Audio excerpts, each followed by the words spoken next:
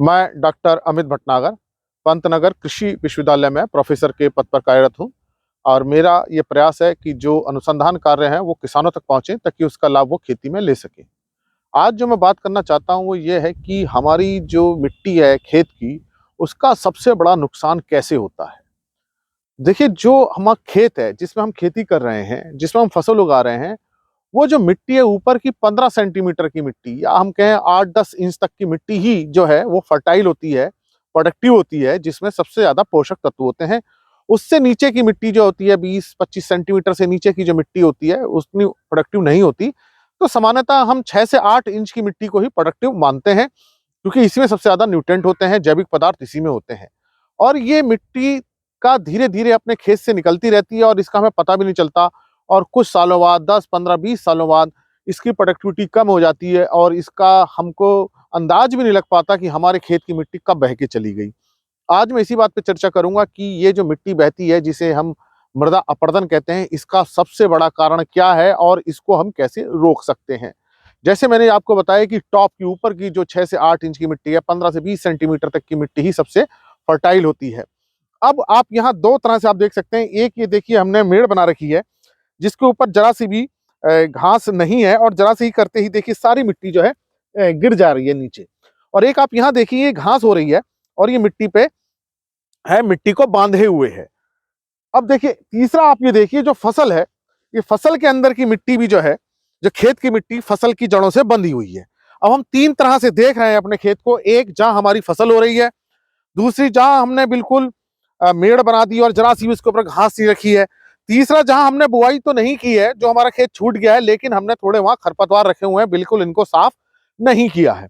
अब समस्या ये होती है कि अगर फसल कटने के बाद हमने खेत को ऐसे रखा जैसे हमारी ये बंड बनी हुई है, या हमने इसको ऐसे रखा कि जहां हमने बिल्कुल साफ कर दिया खेत को, तो जैसे ही बारिश का पानी इस पे गिरेगा, वो बारिश के पानी की बूंदों की ताकत से जो बूंदें गिरती हैं उसकी वेग से ये मिट्टी के पार्टिकल्स अलग अलग हो जाते हैं और जब बारिश बहुत ज्यादा हो जाती है तो ये मिट्टी पानी के साथ बह के चली जाती है।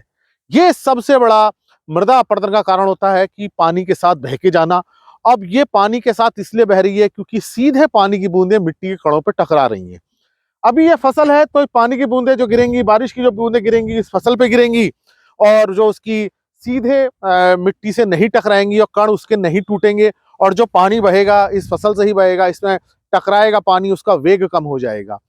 तो एक तो हमें क्या करना है, मिट्टी को बिल्कुल भी इस तरह से नहीं रखना, नंगा नहीं रखना है। अगर हम इस तरह से रखेंगे तो ये मिट्टी बह करके जाएगी और आप इसको नहीं रोक पाएंगे।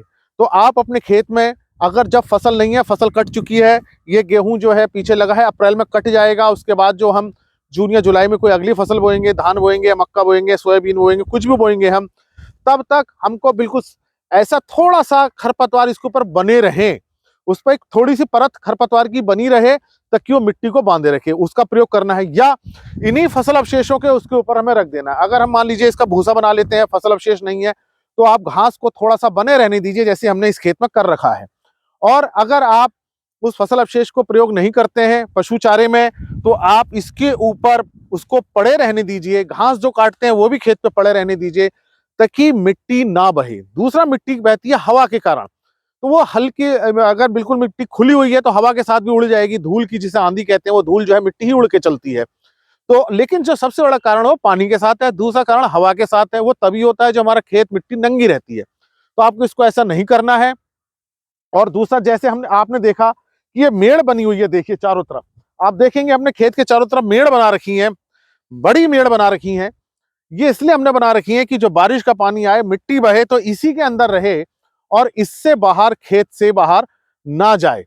और अगर जब बहुत ज्यादा पानी होता है तो पानी को निकालने के लिए हम थोड़ा सा कट लगा देते हैं ताकि वो पानी निकल के चैनल में चला जाए और उस पानी उस चैनल के माध्यम से बाहर चला जाए। तो आपको अपने खेतों के चारों तरफ बड़ी मेड़ बना के इसलिए रखनी है कि कहीं से भी मिट्टी बहे तो रहे आपके खेत के अंदर ही। बाद में हम समतल कर लेंगे खेत को जहां मिट्टी इकट्ठी हो जाएगी, लेकिन वो हमारे खेत से बाहर नहीं जानी चाहिए। तो ये हमने डेमोन्स्ट्रेशन थोड़े से दिखा रखे हैं अपने रिसर्च के लिए भी और अपनी स्टडी के लिए भी कि मिट्टी को जब हम अलग अलग तरह से रखते हैं तो उसका नुकसान कैसे हम होता है और कैसे हम उसको रोक सकते हैं। कुल मिला के बात यह है कि आपको मृदा अपरदन रोकना है, खास तौर से बारिश के पानी से रोकना है। तो मिट्टी को कभी भी नंगा मत रखिए, उसके ऊपर फसल अवशेष रखिए। अगर फसल अवशेष नहीं है, थोड़ी थोड़ी घास जरूर होनी चाहिए। घास की जड़ों से बांध के रखती हैं और ऊपर की जो पत्तियां होती हैं बारिश के पानी के वेग को, उसकी एनर्जी को, उसकी ताकत को रोकती हैं, पानी के बहने में दिक्कत पैदा करती हैं। तो पानी उतनी तेजी से बह नहीं पाता, पानी ज्यादा जमीन के अंदर जाता है, उससे भूमि का में भी जल संचय बढ़ता है, मृदा अपरदन भी रुकता है। तो आपको मृदा अपरदन रोकने के इस तरह के उपाय करने चाहिए। सबसे बढ़िया तो यही होता है कि हम जो भी फसल अवशेष है अपने खेत में रखें, फसल का अवशेष खेत में ही रखें और थोड़ी थोड़ी घास रखें, बहुत ज्यादा घास ना रखें। और बीज आने से पहले उस घास को थोड़ा सा कट लगा दीजिए, क्योंकि एक बार घास में बीज बन गया, अब आप देख सकते हैं कि यहाँ पे जो घास है इसमें भी बीज नहीं बना है। इसमें बीज बनने की अवस्था से पहले हल्का सा हम इसके ऊपर कट लगा देंगे ताकि इसमें बीज ना बने। तो अगर आप खेत के ऊपर हल्की हल्की घास रखते हैं जब फसल नहीं बो रखी है उस पीरियड में, तो या आपको इस बात को भी ध्यान रखना है कि उसमें बीज ना बने। अगर बीज बन गया तो खेत के अंदर बहुत सारे वीड्स आ जाते हैं, तो बीच बीच में एक बार कटर चला देते हैं या हल्का सा हैरो चला देते हैं ताकि वो बीज ना बनने पाए खरपतवार के अंदर। तो आप ये प्रयास कीजिए। ये छोटे छोटे प्रयास होते हैं जो अपनी मिट्टी को बना के रखते हैं। नहीं तो हर साल पानी के साथ मिट्टी बहती है। आप देखते हैं पानी जितना भूरा हो रहा होगा, जितना गहरे रंग का हो रहा होगा, इसका मतलब उसमें मिट्टी उतनी ज्यादा बह रही है, आपकी पोषक तत्व बह रहे हैं, नाइट्रोजन बाहर जा रही है, फास्फोरस बाहर जा रहा है, पोटेशियम बाहर जा रहा है, सारा जैविक पदार्थ बाहर जा रहा है, ऑर्गेनिक कार्बन खेत का कम हो रहा है। तो इन प्रयासों से आप अपने खेत की जो प्रोडक्टिव सॉइल है, जो फर्टाइल सॉइल है, फर्टिलिटी, उसको मेंटेन कर सकते हैं। तो इन उपायों से आप मृदा अपरदन को रोकिए ताकि आपकी भूमि की शक्ति बनी रहे और फसल उत्पादन अच्छा हो। इसी प्रकार की चर्चा के लिए आप कृषि किसान प्लेलिस्ट को देखिए और अगर चैनल सब्सक्राइब नहीं किया तो सब्सक्राइब कीजिए। धन्यवाद।